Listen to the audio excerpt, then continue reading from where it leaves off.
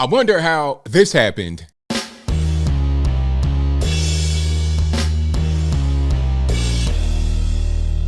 How's everybody doing? My name is Anthony Brian Logan, and today we got to talk about 2018 failed gubernatorial candidate Stacey Abrams from Georgia, who has become a millionaire before her next campaign this year, 2022, to try and unseat Brian Kemp, who beat her back in 2018.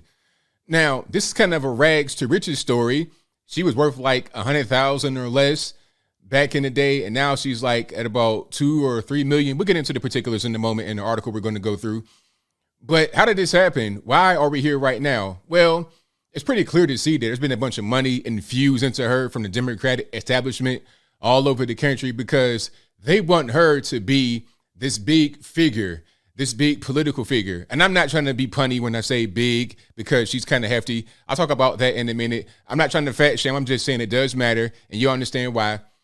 But they want her to be a big name, just like they wanted Cory Booker and Kamala Harris and Pete Buttigieg. They want them to be big names. They want to promote them and make them be in your life rather than it happening organically. Barack Obama had support, of course, but he's more of an organic figure, okay? You can't just say, all right, put him out there, he's going to be great. They're trying to make Cory Booker be the equivalent to Barack Obama, but he doesn't have that cool factor. He doesn't have that it factor. Cory's more of a square kind of guy that belongs in the office, not really out there speaking to the public, in my humble opinion. They're giving him speaking lessons, and he has impassioned speeches. But, okay, you're talking about bridges and railroads. Don't nobody care about that. Go out there and speak off the cuff when you're not so trained and polished, okay? But I digress for now. The whole point is that Stacey Abrams is now a millionaire, well into the 7 figures. And the question is, how does she get there? Let's get to this article, and we're going to skim through it to see what's going on. You see the headline, Stacey Abrams reaches millionaire status for a second campaign. And that's her right there in all her glory. I mean, I don't really understand the mystique or the obsession with Stacey Abrams on the left. I think they think she looks like Oprah, and they're going to make her be this cute and cuddly figure that America can gravitate toward. But that's just not the reality, okay? Oprah had a certain look, but Oprah also was able to put in work and have a talk show, and she could speak well. And it's not just the look that can get you success. You can't just put money behind a person and have a certain look that makes you think about somebody that had to be successful. They don't really understand that in the political world for some reason, but they're going to learn. But anyway, when Democrat Stacey Abrams first ran for Georgia governor in 2018, her lackluster personal finances and hefty bill from the IRS gave Republican fodder to question how she could manage a state budget when she struggled with her own debt. Exactly. That's a logical question, ain't it? I mean, if you got IRS tax debt and you want to try to manage the state debt and the ins and outs, how are you going to be able to do that? Manage your own house first. Start there. Start on a micro level, then expand to the macro, right? Anyway, as she launches second bid this year, that's no longer an issue. Abrams now says she's worth $3.17 million, according to state disclosures filed in March.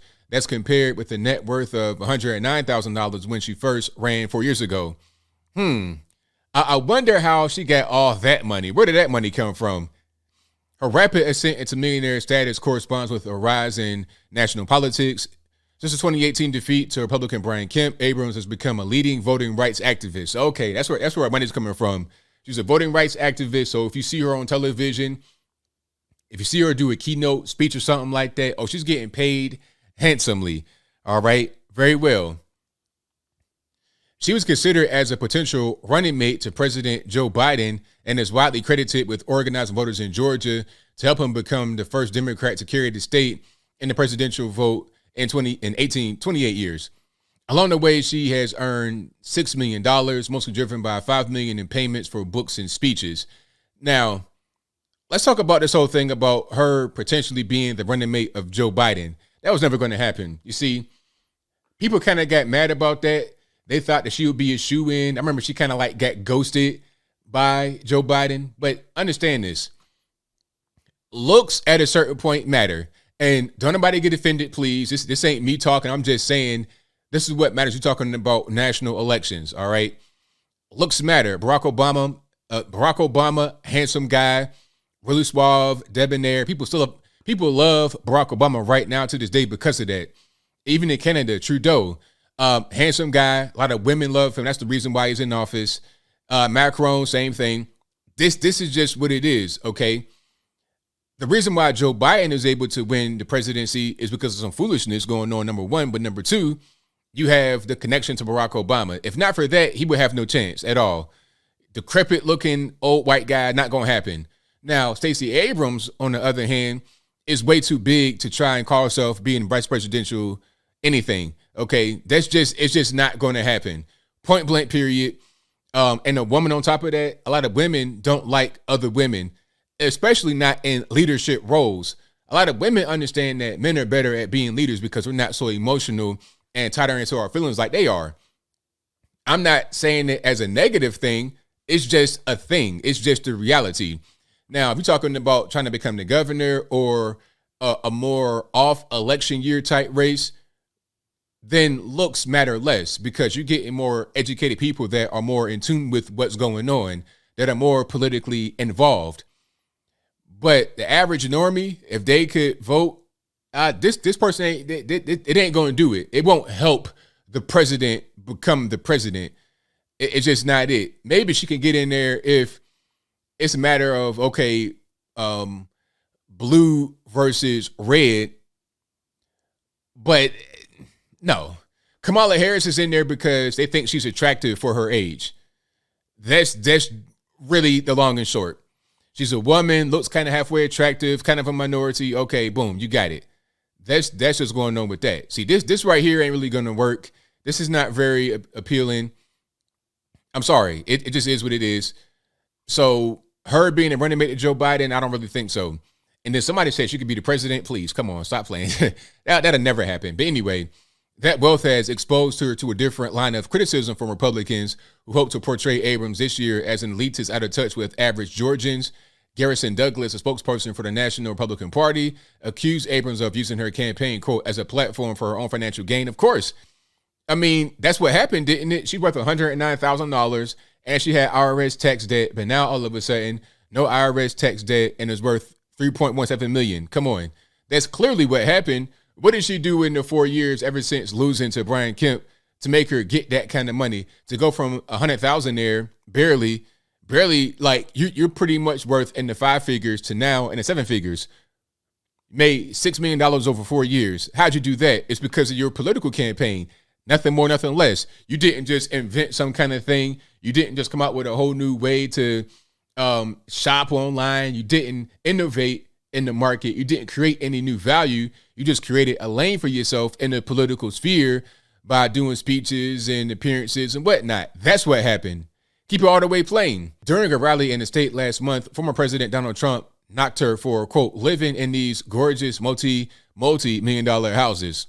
Yes.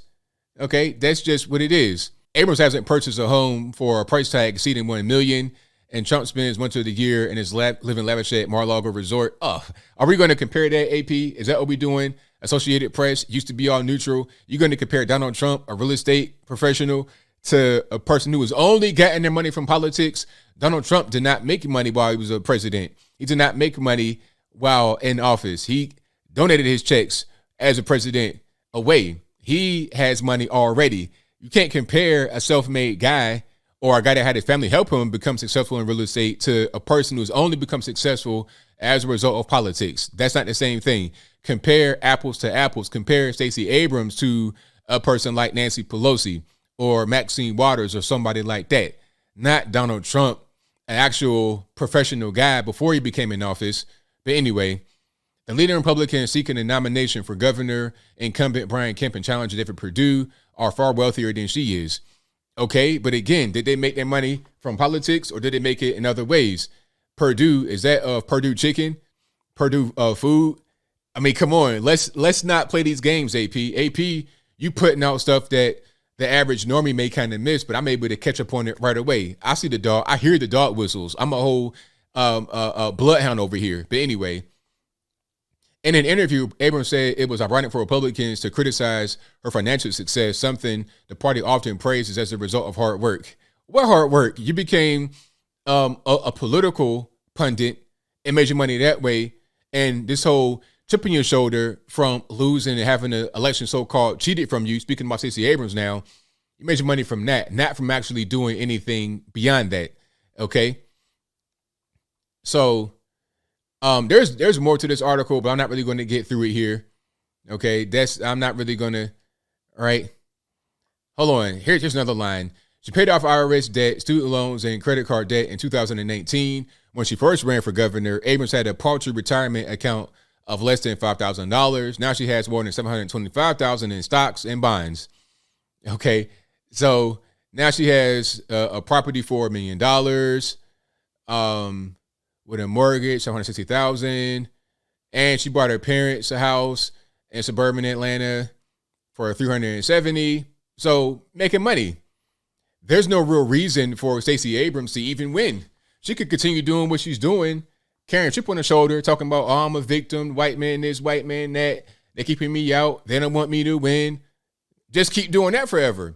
This is why politics in D.C. especially are very corrupt, because it's a way to make money. It's a grift, as a cool kid say. It's a grift. You can make money from politics. You can say that you're out there fighting for your constituents and doing the right thing, the best thing for the people, but all you are is an actor going out there and doing some skits.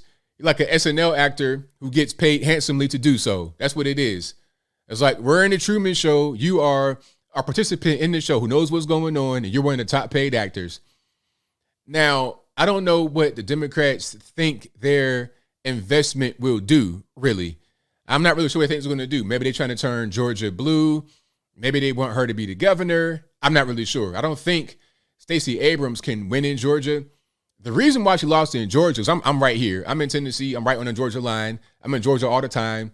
The reason why she lost is because, first of all, Georgia is not really a blue state. That's the number one. Okay, you have Atlanta, but Atlanta is not Georgia, meaning it's not the entirety of Georgia. It's a city in Georgia. It's the biggest city, but it's not the only place in Georgia. Okay, you got the Alabama area, the Tennessee area, North Carolina area, if I'm not mistaken, South Carolina, Florida, those places away from Atlanta, away from the center of the state. It's different depending upon where you are. Okay, if you leave Atlanta and 30 minutes south, you're in the country. It's different. And even in the city of Atlanta, people don't like this whole thing about her trying to run against guns. That was her campaign last time in 2018. I saw the commercials on TV. Well, we're going to take the guns away. We're going to be strict gun control. Black folks in Atlanta don't like that. White folks in Atlanta and the whole state of Georgia don't like that. It wasn't going to work. You're in a red state, really, with conservative black folks who happen to vote Democrat for some reason. Your whole thing of this California leftism is not going to fly. So unless she changes her tune on that, she's not going to succeed. Point blank, period. But as I close, I want to say this. This is why people like Stacey Abrams get into politics, because it's money to be made. You can make a killing, literally. Quite frankly, you can make a whole killing off of politics, and that's just what it is. You don't have to win. You don't have to actually be successful in politics. Just go out there, do speaking engagements, do all that kind of stuff, and collect the bag. But I think I'll leave that right there for now. And what say you? How do you feel about Stacey Abrams becoming a millionaire all of a sudden, right before her next bid to become the governor of Georgia? Whatever your thoughts are, let me know in the comments below. You guys know where I'm at. Stacey Abrams is just a pawn, a puppet. They're making her feel nice and comfy, giving her all types of stuff, and they're going to make her do whatever they want her to do. So if you vote for Stacey Abrams, you're going to have LGBTQ elemental P stuff in schools. You're going to have gun control. You're going to have all that California leftism in Georgia. Nobody wants that in Georgia, not even the Democrats. That's why they left California probably to go to Atlanta to escape all that. Okay, so it's just not going to work. They're going to keep putting money into her and be nothing but a tax write-off at the end of the day, in my humble opinion. But whatever your thoughts are, please let me know in the comments below. And that's all I got to say for this video. If you like what you heard, please comment, rate, share, and subscribe. Peace.